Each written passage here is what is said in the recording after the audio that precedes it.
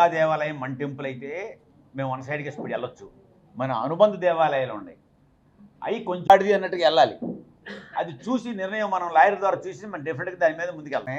మనకి ఎవరికి ఇచ్చినా ప్రైవేట్ పీపుల్కి ఇబ్బందులు వస్తాయి అని చెప్పి సరిగ్గా వేసాడు వేయలేదు, ఎక్కువ ఇచ్చేసారు అంట అని చెప్పి ఆర్ఎండ్బి వాళ్ళే చూస్తున్నారు. ఆర్ఎండ్బి ఇంజనీర్ పర్యవేక్షణలోనే వాళ్ళే చేస్తున్నారు వర్క్. మనం ప్రైవేట్ వాళ్ళు నెంబర్ 1 వాళ్ళు ఉన్నారు, వాళ్ళు 25 రోజులు చేస్తే వీళ్ళు 10 రోజులు డే అండ్ నైట్ చేసేవాళ్ళు ఉన్నారు. అయినా వద్దని నేను అది కూడా అడిగా ఈవో గారిని, మనకి ఎక్స్పర్ట్స్ ఉన్నారండి నెంబర్ 1 వాళ్ళని. కాదండి చాలా ప్రాబ్లమ్స్ ఉంటాయి దీంట్లో, మనం గవర్నమెంట్ ఆర్ఎండ్బి ఇచ్చేస్తేనే మనకు రిమార్క్ లేకుండా పోతుందన్నారు. ఆర్ఎండ్బి వాళ్ళే చేయబోతున్నారు. రెన్యువేషన్కి 5 లక్షలు అని చెప్పి వేశారు ఎవరో మన మిత్రుడు, మరి ఏ పేపరో లేకపోతే సోషల్ మీడియా ఇవన్నీ ఉండేవి కదా, చాలా బ్రహ్మాండంగా హ్యాపీగా ఫీల్ అవుతుంది ఇంతమంది మారుతున్నానని. ఇంకా కార్యాలు చాలామంది ఉంటారు మీ వెనకమాల, సరదాగా చూసుకున్నారు వాళ్ళు. ఏదో న్యూస్ కావాలి కదా ఒకటి. ఇప్పుడు నాకు కాన్ఫిడెన్స్గా మాట్లాడుతాను కావాలి, నాతో ఏఈఓలు వస్తారో లేకపోతే మీలాంటి వాళ్ళు వస్తారో, మీలాంటి వాళ్ళు కొన్ని ఇంపార్టెంట్ న్యూస్ చూస్తారు. సార్ ఇలా జరిగింది మీకు రాత్రి మీకు తెలియలేదా, మీరుగా చెప్పేసి మీరుగా మాట్లాడితే మేము పెద్దగా తీసేస్తామని. మరి నేను వాళ్ళతో మాడుకోవాలి, నాకు అంటూ ఎవరితో డిస్కస్ చేసుకోవడానికి భోజనం చేస్తానికి రూమ్ ఉండాలి, వాష్రూమ్ ఉండాలి. మెడ్రాస్ గవర్నర్ గారు వచ్చిన ఆ రూమ్లో కూర్చుని వాష్రూమ్కి వెళ్తాను, సరైన వాష్రూమ్ లేదు. అవన్నీ మన సిబ్బంది ద్వారా, అవన్నీ కూడా నాదేం అట్టమ్మ మన రేత్రి ఊడిపోయింది అనుకున్నా, మొత్తం ఫ్లోర్ అంతా లోన గోడ కాదు, చక్కగా మన వాళ్ళు తీసేసి టోటల్ 5.5 లక్షలు పెట్టి అంత పెద్ద దాన్ని బాగు చేస్తున్నారంటే చాలా డెడ్ చీప్తో చేస్తున్నారు. నేను లగ్జరీగా గ్రానైట్ మార్బుల్తో అమెరికా మార్బుల్తో చేయమనలేదు. మీరు నామ్స్ ప్రకారం దేవాదాయ చట్టం ప్రకారం ఎలా చేయాలో చేయనప్పుడు అది నేను తీసుకెళ్ళేది ఏం కాదు. అది రేపు ఎవరు వచ్చినా, ఏ చైర్మన్ వచ్చినా లేకపోతే మళ్ళీ కొత్త ఏఈఓ గారు వచ్చినా పెద్ద ఆఫీసర్ వచ్చినా దాంట్లో ఉంటారు కదా, నా కోసం చేసుకునేది ఏం కాదు. అది now days it is 5.5 lakh అని సిబ్బంది చేస్తుంది సామాన్యంగా. దాంట్లో మా వాళ్ళు ఇప్పుడు నిలదీసి అడిగారు మా నెంబర్లంతా కూడా, ఎవరన్నా వెళ్ళిపోతే బాధ్యత మీదే, జీతాలు తీసుకుంటున్నారు కాబట్టి డెఫినెట్గా వాళ్ళ దగ్గర వసూలు చేయాలి మీరు. దాని మీద ఖచ్చితంగానే ఉంటున్నాం, దాంట్లో ఎవరికి లూజ్ లేదు, ఎవరు చుట్టాలు పని చేస్తారు షూర్. నెక్స్ట్ అనొచ్చా తెలియదు, ఆ చీర రేట్ నాకు తెలియదు, మా యువ గారు తెలియదు విన్నారా. అది 10,000 పెట్టాడు అంటే నిజంగా 10,000 ఉంటుందా, 12,000 ఉంటుందా, 15,000? అదే మాది ఉంటుంది. మా ఎవ్రీ శారీ మీద దేవాలయం ఇచ్చిన దాన్ని కూడా ఉంటుంది, పెండింగ్ ఉంటారా యువ గారు. ఇంకా కఠినంగా వ్యవహరిస్తాము, డెఫినెట్గా మన కౌంటర్లో వాడే ఉండేటట్టుగా చూస్తాము.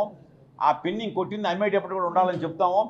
యాజ్ పర్ నామ్స్ ప్రకారం అతను మనం కావాలి అంటే దాన్ని ఏదో 30% తగ్గించో ఏదో ఇస్తాడు మనకి, 40%. లేదు ఇచ్చేస్తున్నాము అంటే 15%.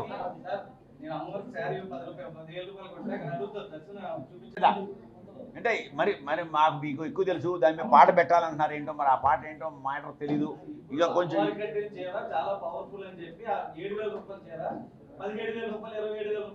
చూద్దాం, డెఫినెట్గా అమ్మకుండా దాని మీద నేను మిమ్మల్ని కలుగుతా. మా ఎవరు తెలియదు అంత నాలెడ్జ్. ఇది ఎంత అమ్మాలి, ఎట్ట అమ్మాలి, టెండర్లో ఉంది, టెండర్ ప్రకారం వెళ్ళలేదని మీరు అంటున్నారు కదా. ఇప్పుడు వెళ్ళేటట్టుగా చూద్దాం డెఫినెట్గా చీరల విషయం. ఓకే.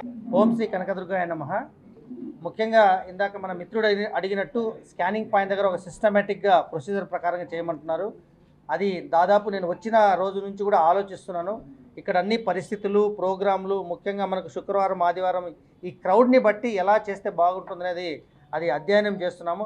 అతి త్వరలో మనకు తిరుమల తిరుపతి దేవస్థానం మొదటి స్థానంలో ఉంటే ఈ యొక్క ప్రోటోకాల్ని సిస్టమేటిక్గా రావడానికి ద్వారకా తిరుమల మన మేజర్ టెంపుల్ అది మొదటి స్థానంలో కూడా ఉంది. కాబట్టి తిరుపతితో మనం పోల్చుకోకూడదు. ద్వారకా తిరుమల యొక్క మెథడ్ ఏదైతే ఉందో అది అతి త్వరలో మేము ప్రారంభిస్తున్నాము, దానికి అధ్యయనం చేస్తున్నాము.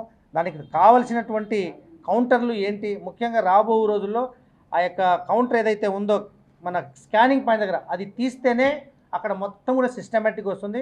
అక్కడికి వచ్చారు అంటే ఖచ్చితంగా ఏదైనా టికెట్ ఉండాలా, లేదైతే ఎంప్లాయీ కానీ ఐడి కార్డుతో పాటు ఫ్రీ టికెట్ అయినా ఉండాలా.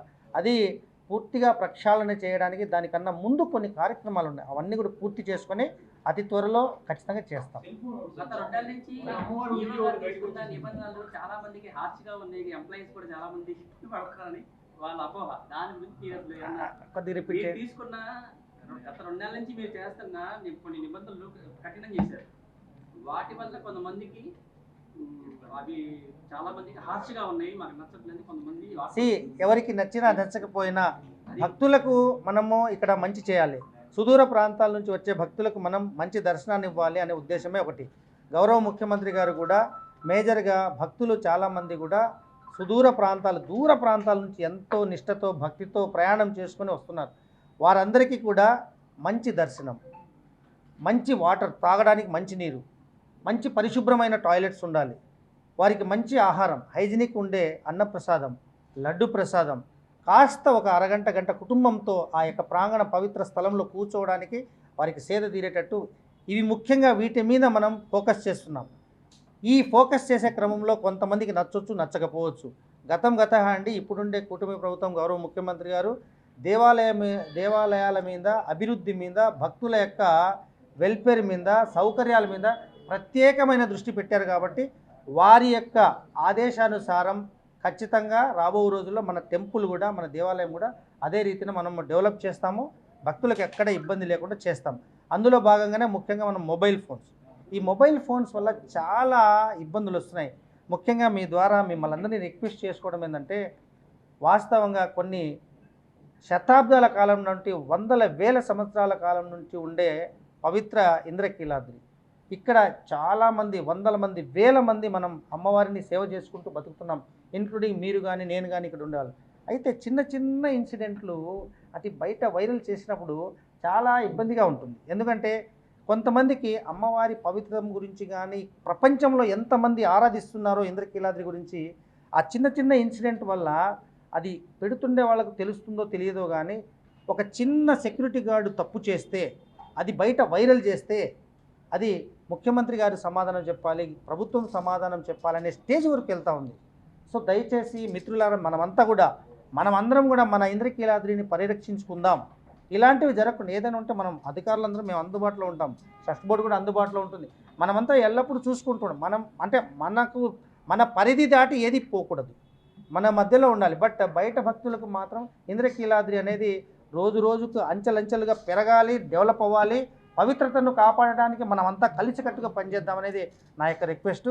మనం అందరం కూడా చిన్న చిన్న విషయాలని బయటికి పోకుండా చూసుకోవాల్సిన బాధ్యత మనదే, మనం కాపాడుకోవాలి. దానివల్ల ఏంటంటే భక్తుల మనోభావాలు దెబ్బతింటున్నాయి. బయట ప్రాంతంలో భక్తులు చూడు, ఎవరో మొన్న అంతరాలయంలో వచ్చి అమ్మవారి చేశారు. అందుకని ఈరోజు వాస్తవంగా పేపర్లో కూడా వచ్చింది సీరియస్గా, నాకు పైనుంచి కూడా ఫోన్ వచ్చింది. అందుకని నేనే ఒక అరగంట దాకా నిలబడ్డాను అక్కడ. 2-3 వస్తే కూడా బయటికి పంపించేశాం. సో మనమందరం కలిసికట్టుగా ఇక్కడ మనం అంతా అమ్మవారి సేవ మీద బతుకుతున్నాం కాబట్టి మనం అంటూ కలిసికట్టుగా సిస్టమేటిక్గా తీసుకొని వెళ్దామని మీ అందరికీ రిక్వెస్ట్ చేస్తున్నాం. అన్ని దేవాలయాలు ఒక ఎత్తు, మన దేవాలయం ఏంటంటే రాత్రిపూట్ల వచ్చి నిద్ర చేసి ఉదయాన్నే ఏదో కాటేజెస్ ఏదన్నా మనకు కాస్త రిలాక్స్ అయ్యి స్నానం చేసుకొని డ్రెస్ మార్చుకోవడం. చాలామంది భక్తులు ఏంటంటే అప్పటికప్పుడు అనుకుంటారు, మన బ్యారేజ్ మీద వెళ్తూ ఉండేవాళ్ళు కానీ, ఇటు గొల్లపూడి నుంచి వచ్చేవాళ్ళు కానీ, అమ్మవారి ఓం కనిపించగానే ఒక్కసారి అమ్మ దగ్గర పోయేసి వద్దామని సడన్గా వచ్చేసే వాళ్ళు ఉంటారు.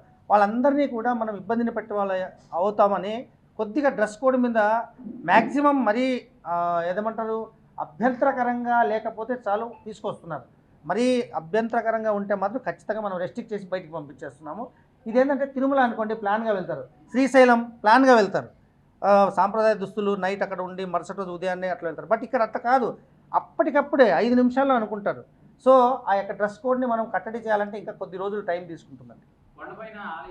ఇదంతా ఏంటంటే కొద్దిగా బాగా స్టడీ చేసి డెసిజన్ తీసుకోవాల్సిన అంశాలు జరుగుతున్నాయి. తప్పకుండా అంటే మనం ప్రజెంట్ మన దృష్టిలో వచ్చినాయి కాబట్టి అన్నీ కూడా 1 by 1 మాస్టర్ ప్లాన్లో ఇంపోర్ట్ చేస్తున్నాము. 1 by 1 ఫస్ట్ ఏది ఈజీగా చేయగలం, తర్వాత ఏది మీడియం, తర్వాత ఏది ఎక్కువ టైం తీసుకుంటుంది చేస్తున్నాం. నెక్స్ట్ మంత్ 5వ తారీఖు నుంచి ప్రారంభించడానికి అన్నీ అరేంజ్మెంట్ చేసుకుంటున్నాం. ఖచ్చితంగా అది సంగమం దగ్గర, పవిత్ర సంగమం దగ్గర మనము ఆ హారతులు అనేది స్టార్ట్ చేయడం జరుగుతుంది.